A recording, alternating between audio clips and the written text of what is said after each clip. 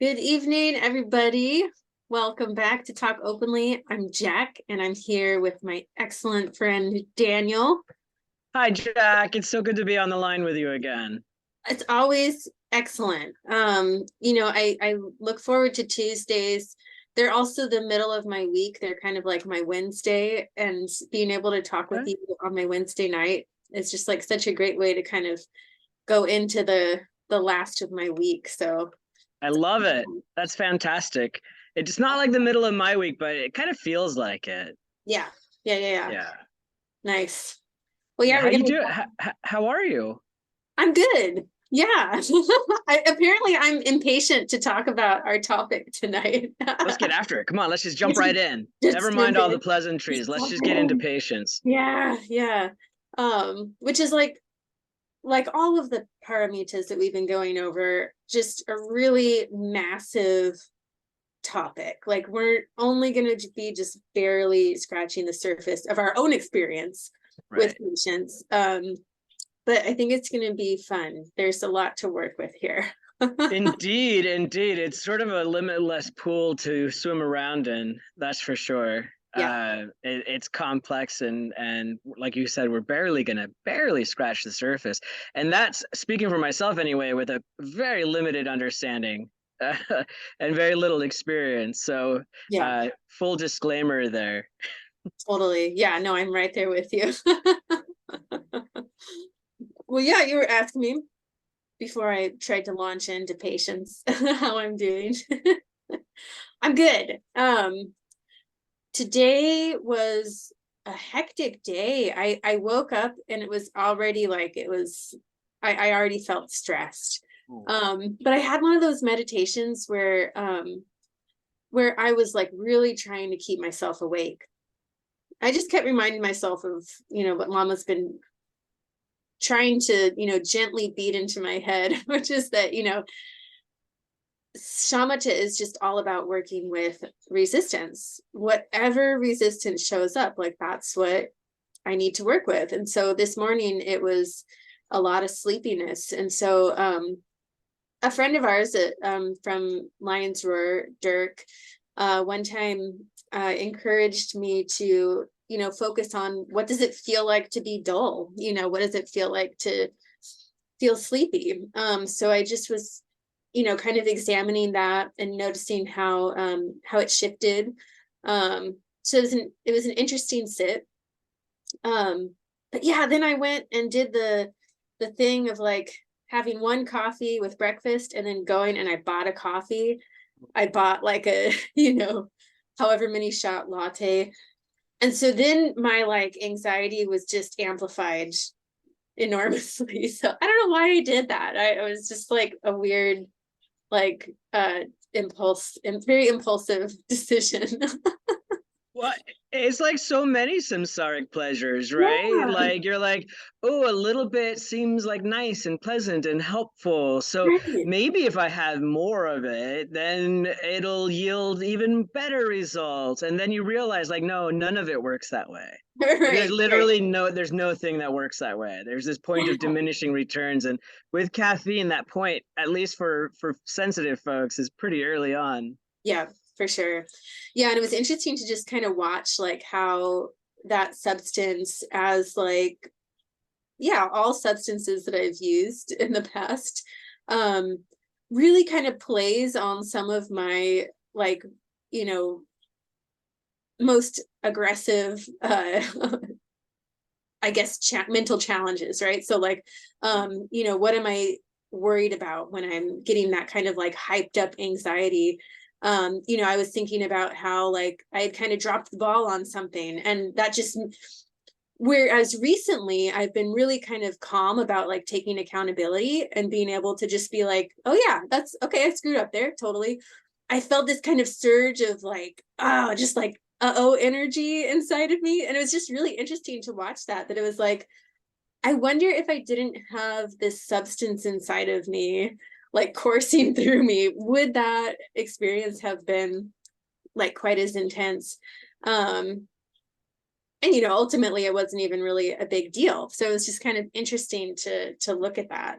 Well, that's the thing, right? Is with increased mindfulness, you get really sensitive to just little shifts in consciousness, little shifts in the way that you're perceiving reality, right? Like I've noticed that for sure. Like just minor, like, oh, I'm like you were talking about tiredness. Oh, I'm a little bit tired, or I'm strung out on caffeine, or I've had nothing to eat and except for some sugar or whatever. Yeah. There's these different things that can kind of like clue you in. They're like little dashboard lights, right? We become super sensitive to them.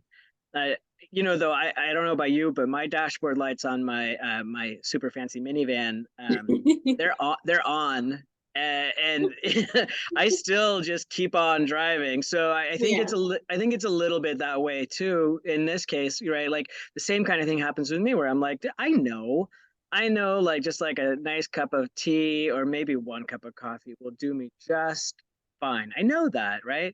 But yeah, inevitably, I'm like, wow, well, I do have this thing. I'm just gonna buy myself a coffee. Yeah. So, I know. Yeah, it was just such a silly little moment. But now that it's over, it's like kind of fun to look back and see, yeah, okay, yeah, that's what happens when I use that substance kind of over the yeah, top. yeah, Um, totally. yeah. Yeah, and It's all not just giving up caffeine. experimentation, right? Yeah, that's right. Yeah. I can't I think at this time it would be hard for me to imagine giving up caffeine completely. Um I don't see that in my near future. Yeah. But yes, to kind of just everything in moderation, as they say. What you know what's kind of amazing about that? I think it's funny because I have on occasion given up caffeine for periods of time. And what I notice actually is after this sort of maybe a small discomfort of like a couple of days at the most, a little headache or something, what I actually notice is incredible calmness, right? Like Mm. just sort of much more subdued. And what I recognize is that that calm, sort of slightly subdued state isn't like what I want, right? I kind of want to get hyped up, right? Like I got to get some wind in my sails, so to speak, right? But Right. Yeah. yeah, it's funny, and then we get sort of identified with that sort of aggressive or energetic state. Maybe it's not aggressive, but sometimes it feels that way. Stimulated. Stimulated, right, we get identified like, oh, stimulated, that's what I am, that's what I like to be, is Yeah. stimulated, right? And then when you lose the stimulants, whatever they happen to be, whether they're the super strong ones or the more milder ones, you realize like, oh, actually all these things that I identified with as being me, this anxiety or this sort of stress state, this high energetic state, that's not really like me. That's like a biological thing. That's so interesting. So you're kind of opening my eyes a little bit to some experiences that I had when I was younger. Like I really wanted to get on an ADHD medication. Yeah. Turns out I just wanted to get high, right? Like Yeah, I yeah, say it. Yeah, I know. like I really, I would use my friend's ADHD medication for school Yeah, and partying and stuff. And I would really, I like what you said, you identify with it. Like I yeah. really saw myself as like, I like the me that is like up and kind Right. of like can engage with people. Yes. Like I'm talkative, I'm creative, I'm, like sexy and fun. Yeah. And I thought like, okay, well, that's the me that I want, like that's Right. the me that I really am if I just had ADHD medication. I know. Oh my God, Jack, when I said the harder stimulants, I was talking about the exact same situation, identical Yeah, to what you just described, right? yeah, Identical. And it was I mean, everything about what you just said, I could have said the same thing. yeah, And this exact same sort of like, oh, that's what I want to be, this strong, powerful, smart, engaging, go, go, go, right? And actually all of the stimulants kind of do that on a different level, right? yeah, And then it's kind of interesting when we let go of overly stimulated selves or even overly entertained or overly anything, yeah. right? Oh yeah. Then we see sort of like how things are, and it oftentimes is like not as bright, Right. is maybe a little bit more dull, and there we really, it's helpful to learn to be okay with that and to Yeah. accept it, and actually I think, to borrow a phrase from a great teacher, Tenzin Choki, right? About really relishing or savoring the Yeah. okay, Yeah. right? Like Yeah, and that it's fine. it is like gorgeous. Like when like I really like today I had this moment where I was walking to the hospital, and I could really just sense the feeling of fall. Like everything around me was just like there was kind of this swirling wind, and there were leaves, and you could see, Mount Rainier was in the backdrop, and there were clouds in the sky, and everything was just like, wow, this is fantastic. Yeah. And it was, I really actually felt this deep appreciation for my Dharma practice. That it was like, oh, I can totally feel this right now. This is Mm, gorgeous. mm, And if I had been using stimulants, I what I would be searching for is that kind of like I don't know, like like music and like friends and just entertainment and all this stuff. But right. like turns out we can just so deeply enjoy a walk down the block, that it's Yeah. just incredible. Truly. Thank you for prompting that Yeah. discussion. Thank you. That's awesome. That's good Yeah. stuff. Yeah, how are you? What's going on in your world? I'm good. Pretty mellow, and I like it that way. Things are going pretty well. My meditations are a little bit longer than they used to be, and I'm finding that to be quite a blessing. Like just a little bit longer, but it really helps me to really settle in and just see a little bit here what's going on in my mind, right? And yeah, it's not like super noisy up there, but like it's been pretty remarkable actually how just a little, I've only added maybe I think like 6 minutes to my practice, so not much at all, but it's made a pretty big difference. So I'm enjoying my meditations, and life itself is not too overly problematic to the degree that it has highs and lows. I think it's kind of like I'm kind of taking it in stride, Yeah. so it's good. Yeah, nothing too exciting to report though, Jack. Well, I'm curious, that 6 minutes can, when you're on the cushion, that for me, that can feel like a pretty significant addition. Yeah, Like from 24 minutes, which is my norm in the morning, to 30, like that yeah, that actually feels like quite a lot to me. So I'm curious what yeah. you Well, said that you have noticed a difference. that's precisely actually what I've done. I've gone from 24 to 30, and first of all, that extra 6 minutes does not feel like much. It Mm, actually there's this. It's weird. Actually, I've never had this feeling before, but there's a feeling of like just a little bit longer, mm, just a little bit. And I noticed that I'm not as quick to get up from my cushion. mm, So once the meditation is over, I'm a little bit more inclined to just kind of like stay there for a minute and like just kind of wrap things up properly or whatever, right? yeah. Yeah, and so there's actually this odd feeling of like, I'd like to actually do this longer. And what helps with that is, I think it largely is being comfortable, right? Like Mm, when I in the past I've sometimes adopted postures that were a little bit maybe strict on myself or whatever, trying to force something, and I could tolerate it for a period of time, but at some point I'd get like physical discomfort. And what I realize is like, no, I don't have to, it doesn't have to look a certain way, right? It has to work, right? It has doesn't to have to be look a certain way. functional. It has to be functional, right? And to that, like it's been really helpful to find a way to get solid support without straining my body. And Mm, I find that helps a lot. And I'm meditating early in the morning. I was just asked yesterday, like, how can you wake up, so early and not fall asleep while you're meditating? And I've never had that. Like I notice like when I have this intention to meditate early in the morning, I'm awake. Like I'm very mm. like I'm there, you know. And I'm actually, I used to say like, yeah, early morning meditations, it's so great because it's oftentimes like if you just got out of bed, a lot of times the mind's not super busy yet, right? And it's like kind of calm already, so you know, like it's not so disturbed, right?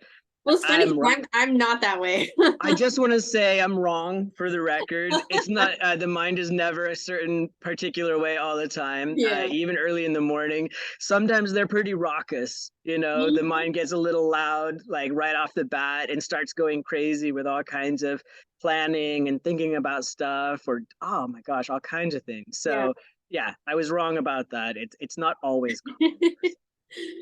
Well, it's funny, mine in the morning, because I've been getting up early as well, and find that typically I can be pretty alert.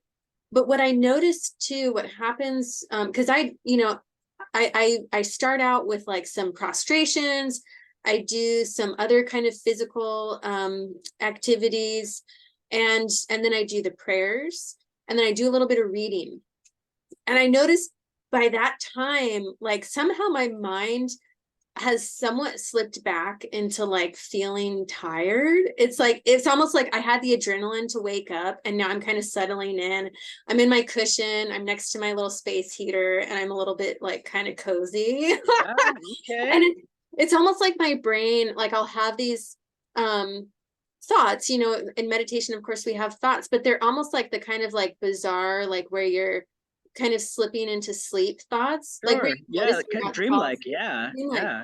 yeah. And so that's kind of interesting to track, where it's like, hey, I've just been doing all this preparation for meditation, and now my mind is like going to sleep. So it's just another thing to work with, right? Well, yeah, you know, though. Okay, so what's fun about that? I've often dreamlike states have been sort of a challenge for me throughout my entire meditation career, if you will. Um, but what I notice now actually is this: it doesn't actually really matter the content of the thought, like whether it's Yeah. planning for work or whether it's sort of dreaming some nonsensical thing or whatever. What I'm noticing actually is that I'm getting hooked, Yeah. right? That something is hooking me and pulling me along, and I'm able to come back and just recognize like, oh right, I just got pulled by that, right? I followed that little, you know, somebody threw the stick and I went chasing after it, right? Mhm. No matter what kind of stick it is, right? Like sometimes it looks a little different, the form's a little different, but sort of the process is the same, you know, Yeah. like Yeah. I still need to just recognize and just come back. Yeah. Yeah. Yeah, Find the balance, yeah, whatever's needed. Yeah, exactly. definitely. Nice. Well, Yeah. that's really cool. I'm glad to hear about your, yeah, the shifts and in your meditation. Adding on a little bit is always interesting. It is. It is. I'm hopeful, you know, like what I gotta admit, I'm kind of like hopeful for like a day where nobody's home and I don't have work and there's no nothing, and just like kind of go long, like go kind of as long as I can just to see, just Yeah. like a nice long, just one long sit, see what happens. Yeah. Or take, you know, Lama's advice is also to take little breaks. Yeah. So maybe do like a long one and take a little walking meditation break and come back, but again, just Yeah, what's that give like? yourself like a little mini retreat. There were Yeah, a couple times, especially as I was first starting to meditate, where I kind of was in the zone of like, I really want to like do this thing.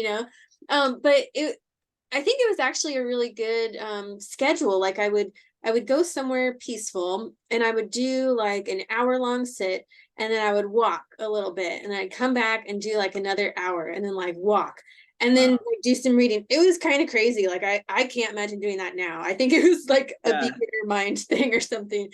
But I what I did in my hour was I would have little bells at 15 minutes.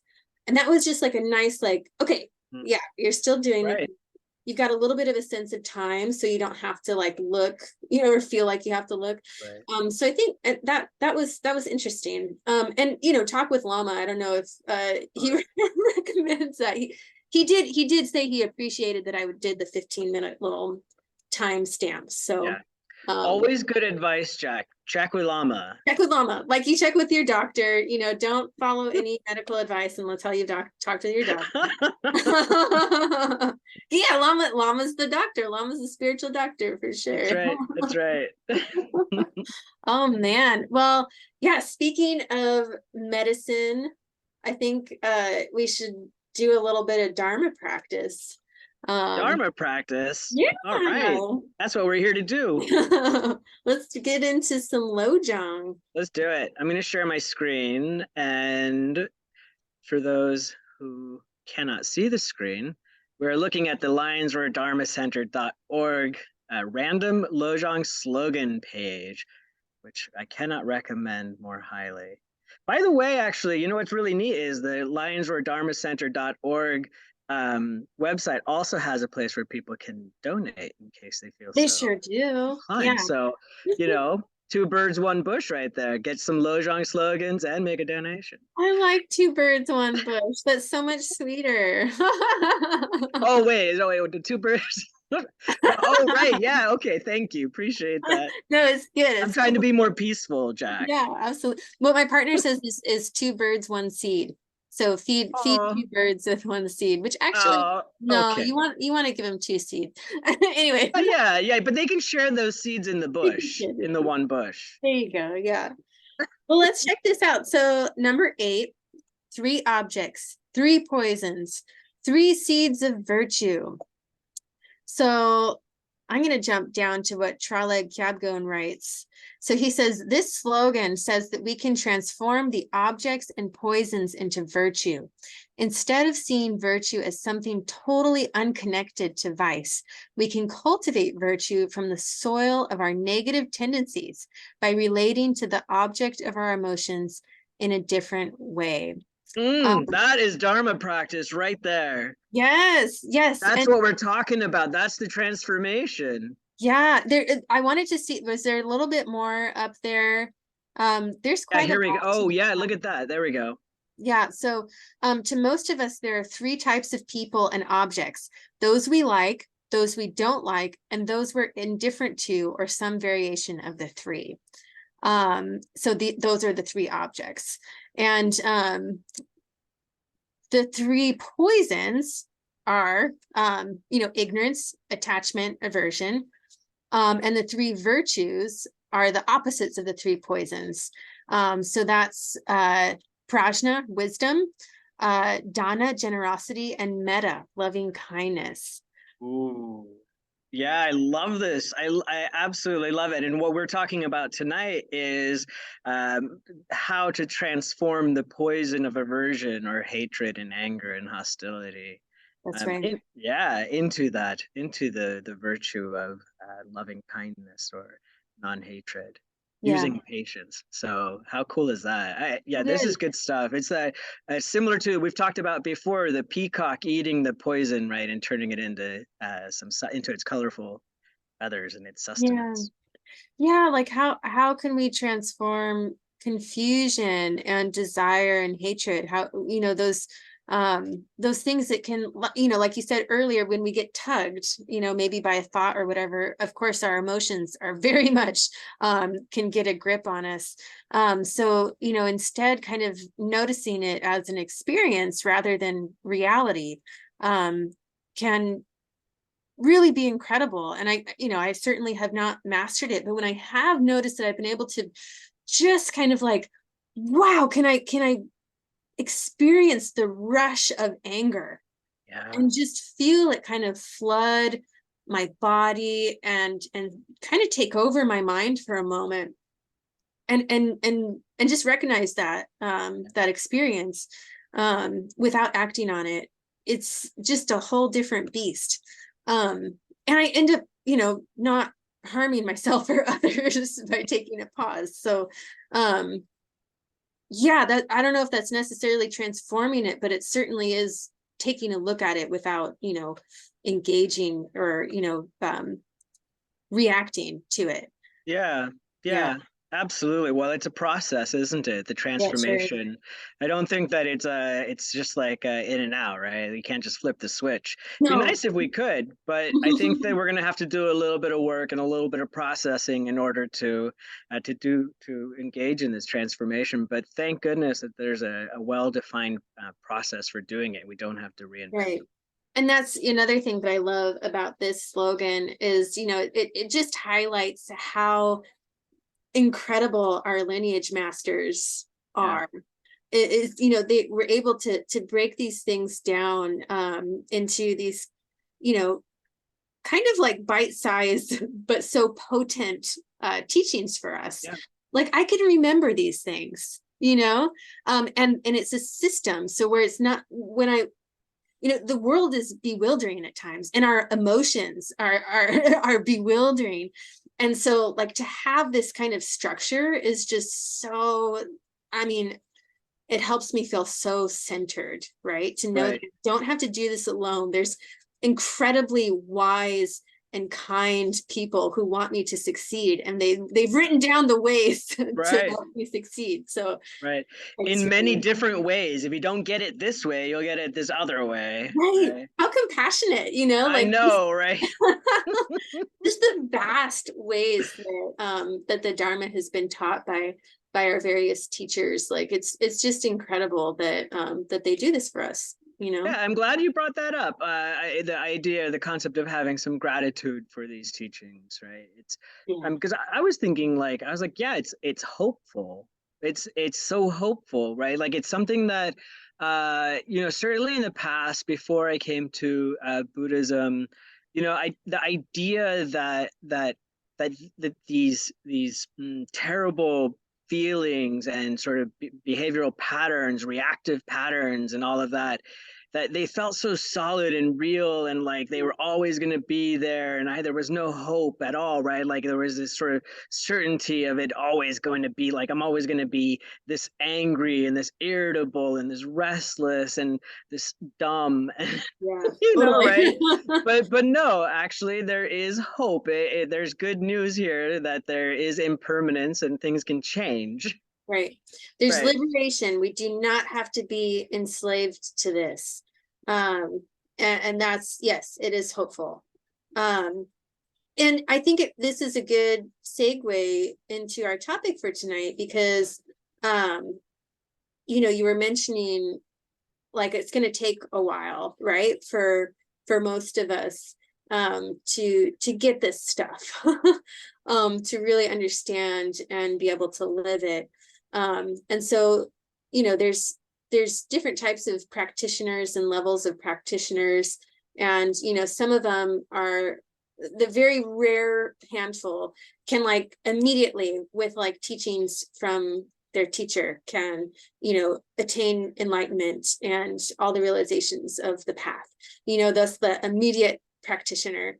And then there's the rest of us who are going to be on a much more gradual path, and there's like different levels of practitioner within that. But there's part of me who really just wishes, right, that I was that really quick, immediate enlightenment person, right? Like I don't want to have to go through lifetimes of working on this stuff. Um and at the same time, like I know that there's no other way but to just continue with what I'm doing. Right. And I know that that requires a lot of patience, this quality that we're going to be learning about tonight. So yes, Yeah. Well, very I happy. like how the idea of the continuity of consciousness or multiple lifetimes. Actually, I like the relationship between that and patience, because there is this sort of there's this part of me that recognizes like, man, I got a long ways to go. Like a really I don't know if I'm going to make it in this lifetime. In fact, one of our Sangha members gave a talk recently and asked the audience, how many people here believe that they can achieve enlightenment in this lifetime? And of course, lots of hands went up, because we are in a Vajrayana Sangha.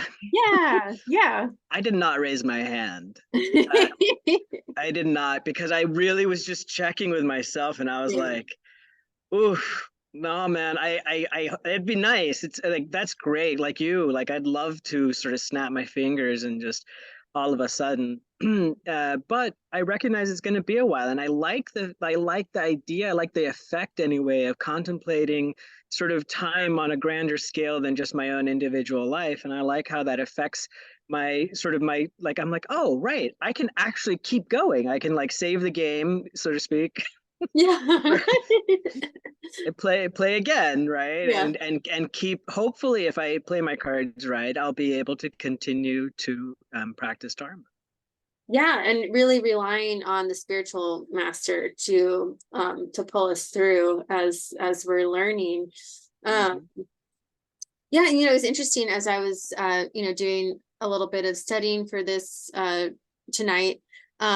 Once again, I was surprised by kind of the definition that I got from different sources. Like it was a little bit different from my kind of how I tend to think of patience. Oh yeah.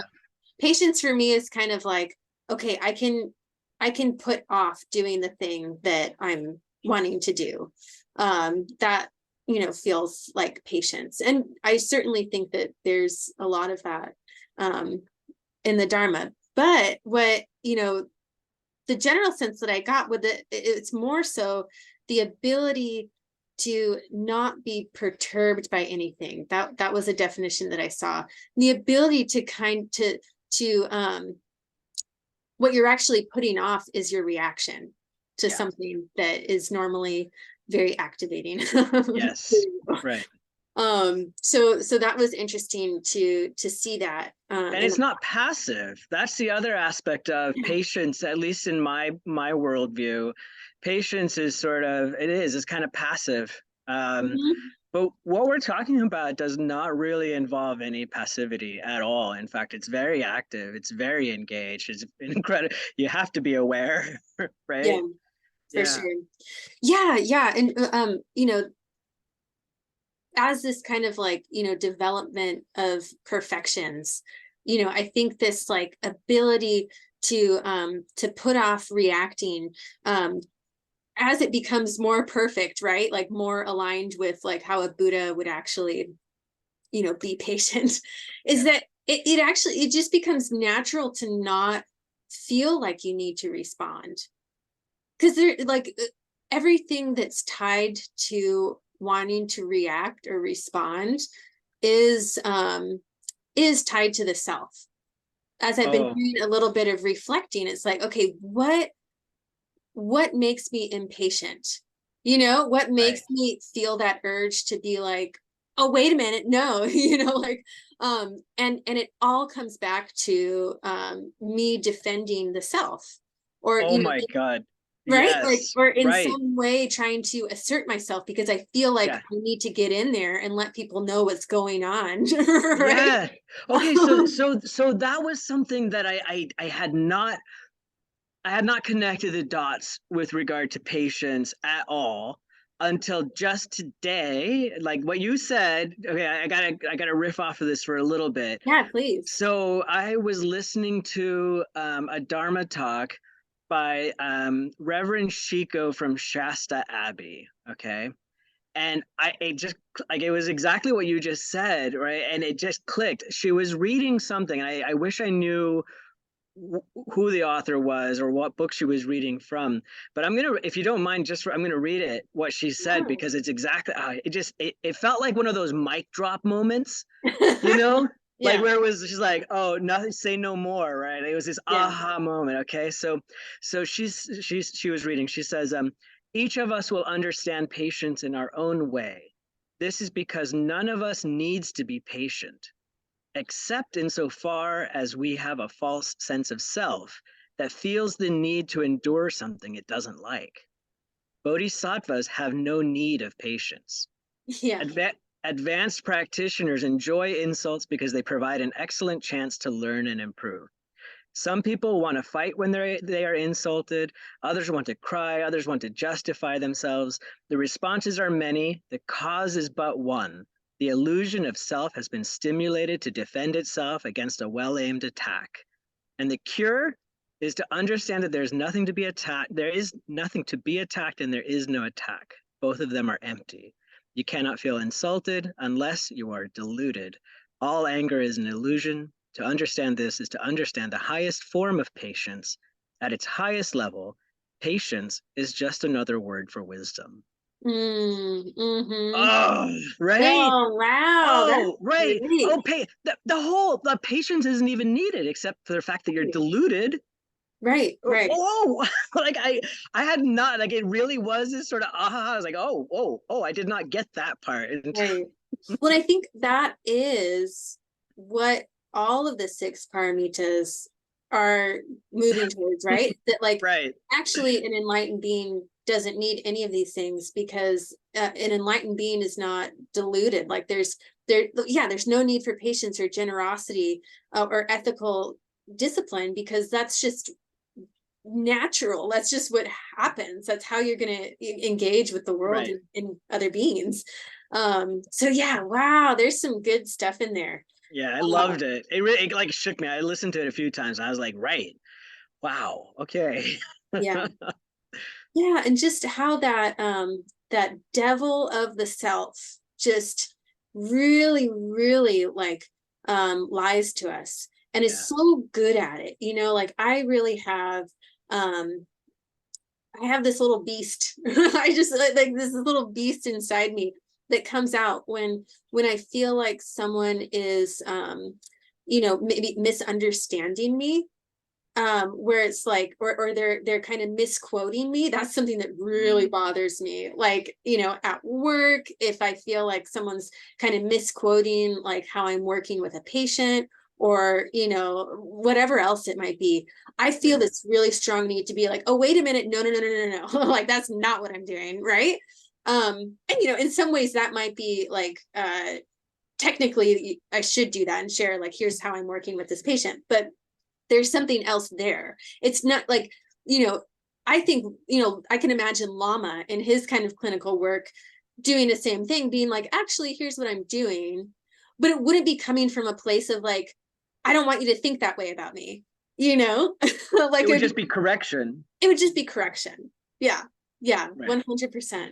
Um, but yeah, that little demon that just really feels like it needs to protect Yeah. and defend. And what happens in those situations when that kind of impatience arises, when I'm not skillful, is that I end up feeling pretty embarrassed, right? With like, um, and the insecurity is just like revealed, right? And so, I think a part of patience that feels really accurate to me, is that patience comes from a real deep confidence in the truth, which is that there's just nothing here to defend. There's just nothing here. Right. Um, and so that feels really interesting to me too, the confidence, the natural confidence that arises as we develop our wisdom around, um, yeah, that there is nothing to defend. um, yeah, There's nothing being attacked and there is there's no nothing being attack. attacked. Right, yeah. Right. Mm. Yeah. Yeah. I don't know though. Do I really buy that? I don't know, do you? Tell us more. No, I'm just kidding. But there's a sense like when it's happening. So when I'm provoked, and I feel defensive or impatient, I feel justified. It feels very real, you know? Mm. Yeah, and I'm not a big that feeling of sort of deflating it um in the moment sometimes feels almost disingenuous, like I'm betraying myself, right? Mm. Which I am. but right. But there's this sort of feeling sometimes of like, oh man, no, I want to hold on to this, right? Mm, It's sort of like in meditation, getting hooked, right? I get like hooked by something, and then I don't really want to let it go, and then sometimes I'll notice like, oh, sort of, like I'm looking at it and I'm realizing, oh, well, it's not, whatever. There is no attack, and I'm not. There's nothing to be attacked. Sort of like I recognize that sort of perspective is beginning to sort of creep in a little bit, and there's another part of me, this sort of self, that wants to be like, no, no, right? I want to hold my ground, I want to defend my space, right? yeah. And what I perceive as having been wronged in some way. Right. Yeah, yeah. I experienced this exact same thing last night of that. Um, yeah, thinking of like trying to turn the mind towards Dharma, and then that self wanting to come back in and be like, like you're Oh getting screwed over here, you know? yeah, that's right. Yeah, there is I love that I have the partner that I have, because he's so patient. He's a very patient person. Um we had this conversation last night where I just felt really frustrated with how he phrased something about like my physical health, basically like something that I've been dealing with the last few months. And I was just like, don't tell me what to do with my body, like I've already told you my plan, and like I don't need to hear anything, right? Like I'm good, and then I gave it like we had like a moment where I just kind of like paused, and then I kind of shared like, this is kind of where I'm coming from. Like I feel really triggered when people tell me what to do with Yeah, my body.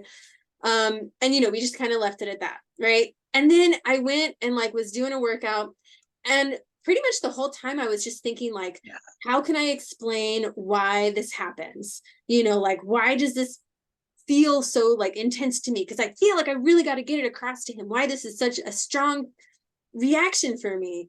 But then there was also the Dharma was coming in, and I was like, it's actually not necessary. Like right.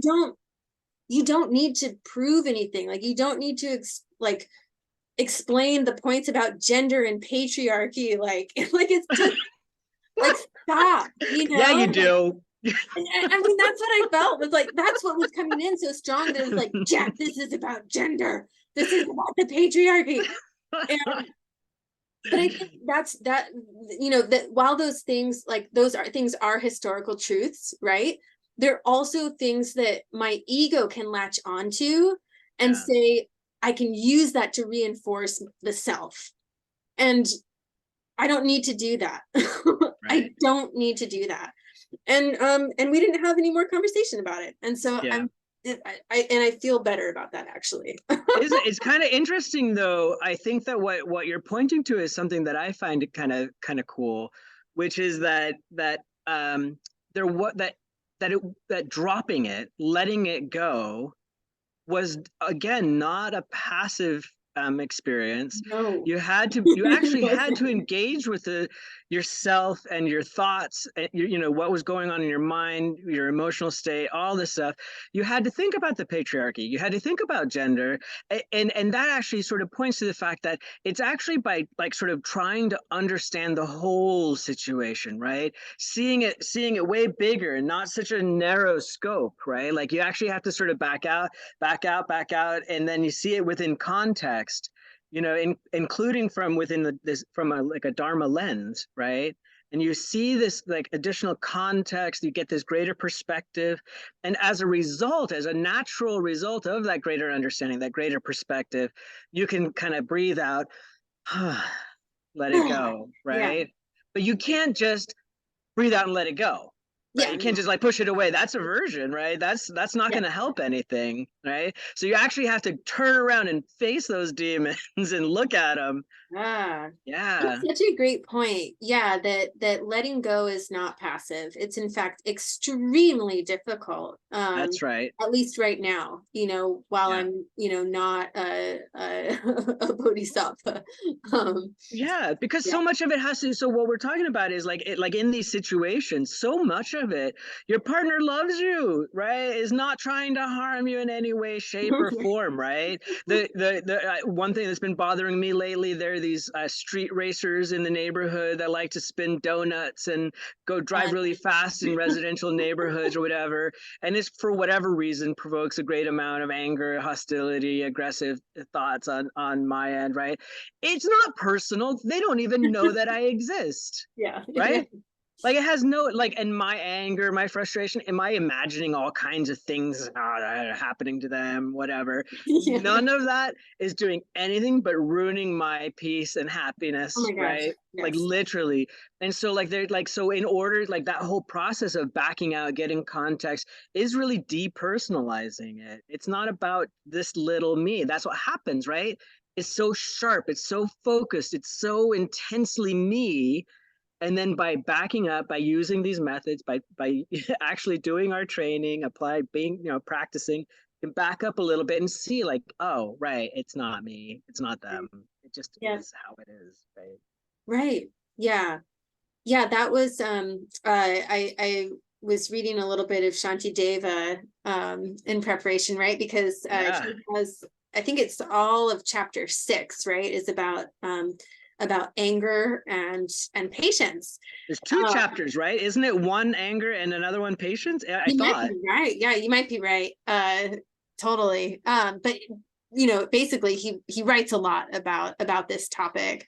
And one that I thought was really interesting was he talks about like why get mad at the person beating you with a stick, right? Like it's just the stick beating you.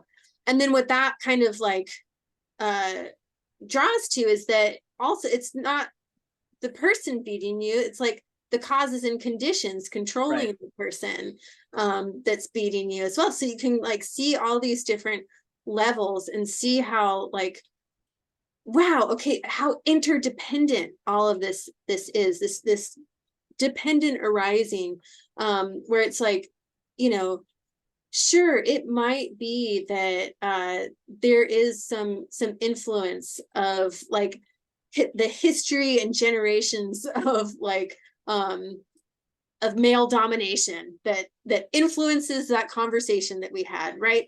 But it's just all like that's just what's happening, and also like there's so many other factors happening there that are more important, like our relationship, uh, so it's, yeah, I love like breaking down the causes and conditions is infuriating actually for me because I want to find the enemy. I want to have Yeah. like, the enemy to say that's what the problem is.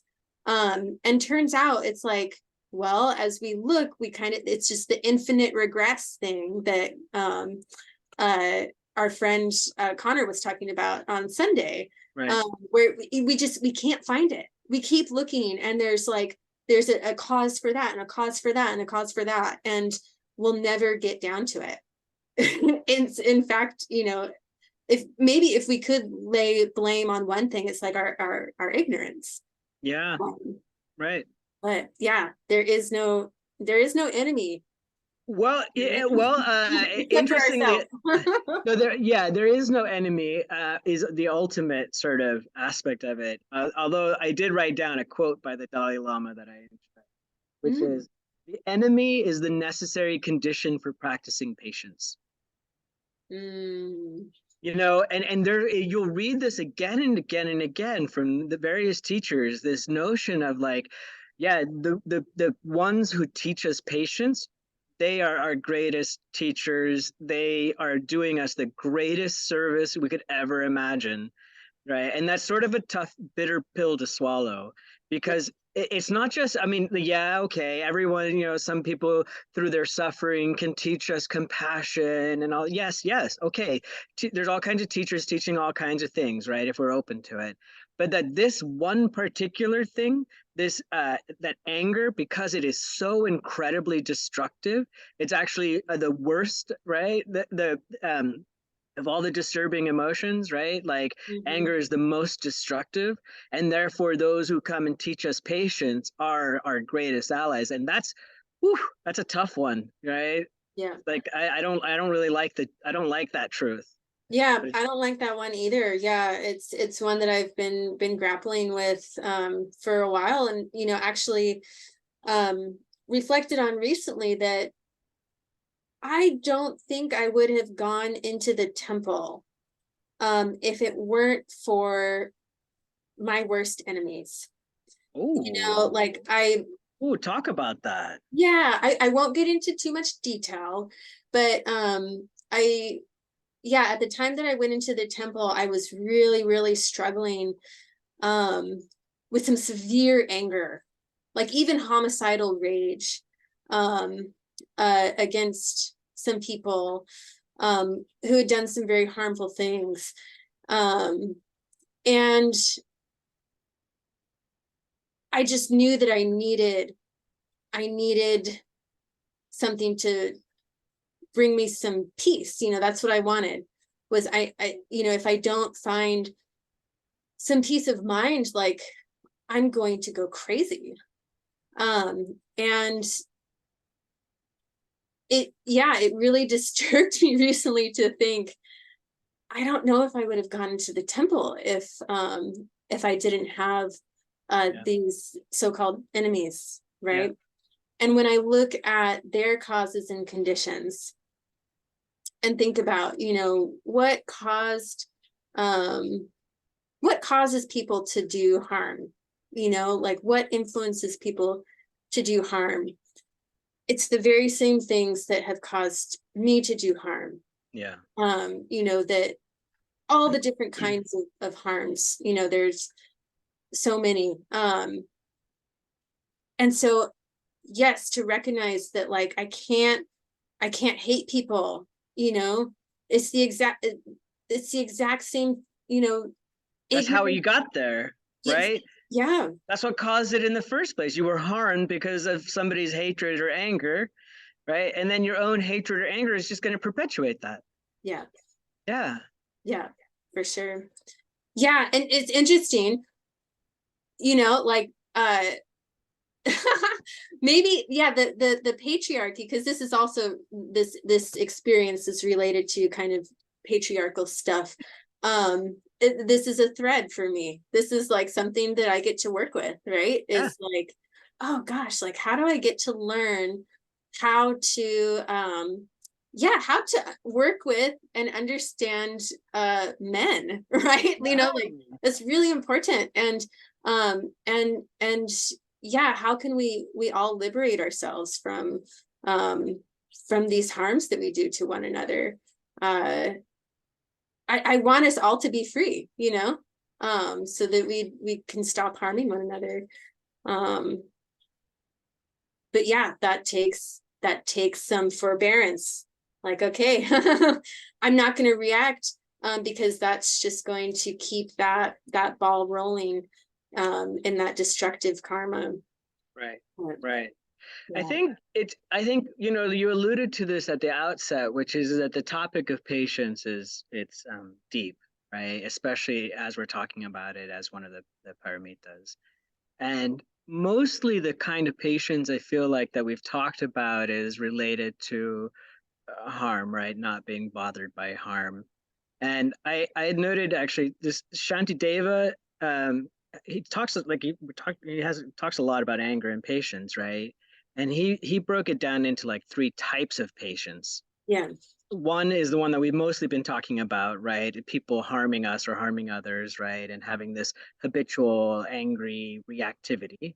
But there's a couple of other types of patients that they brought up, and I was hoping that maybe we could talk about them briefly. Um, one of them being the patience of readily accepting suffering, yeah, right? And so that's just like that's sort of what you're talking about, like with the patriarchy and all of that. Like there is actual suffering happening, has happened, you and others, um, and there's a certain amount of acceptance that's related to that, right? yeah, Yeah, and we're not talking about indifference, right? Right, Or that we want more suffering, but there's an acceptance of the truth of suffering. We have right. to, And right? that this is like, this is the world that I'm in, I'm Exactly. not going to change it in a day. Right. This is the water that I'm swimming in. Yeah, that kind of Yeah, experience. Yeah. exactly. And this, and not only that, but then the third one, the third type of patience that he mentions is the patience of bearing hardship while engaging in Dharma practice. And I think that what I think is really helpful for me to remember is um, no one promised me a bed of roses on this path, Yeah. right? And no one said it was going to be easy, and no one promised that it was all going to be like peachy keen and I was going to love everybody and everybody was going to love me, right? Like there's going to be difficulty. There are obstacles. That's the whole point, right? Just like the Lojong slogan was talking about is that there will be challenges. We have obstacles, and our job is to learn to work with those obstacles and turn them into supports, Yeah. right? And so like yeah, developing patience it's so important, and it spans different, it encompasses different aspects of our life and our training. And I love the subject matter. I feel like, man, maybe a couple more weeks of talking about it would be fantastic. I know. Yeah, we could definitely talk about each of those practices of patience. Um, and yeah, and how the Lam Rim, this kind of gradual path and meditations on the path, um, can really, I think, be such strong antidotes for the anger that gets inflamed. Like I feel that the meditation on exchanging self with others, which I know we've talked about, and we talked about how it can be a little bit tricky to understand what that might actually mean. But Thupten Chodron has, I think everyone should get this book and listen to these meditations. She has um, guided meditations on the Lam Rim. And so there's one on exchanging self with others. Um, and I really feel that this is such a good antidote for anger, for rage, where we can just, yeah, and imagining taking on suffering. So too, also Tonglen, I think is such a strong antidote for anger and developing patience,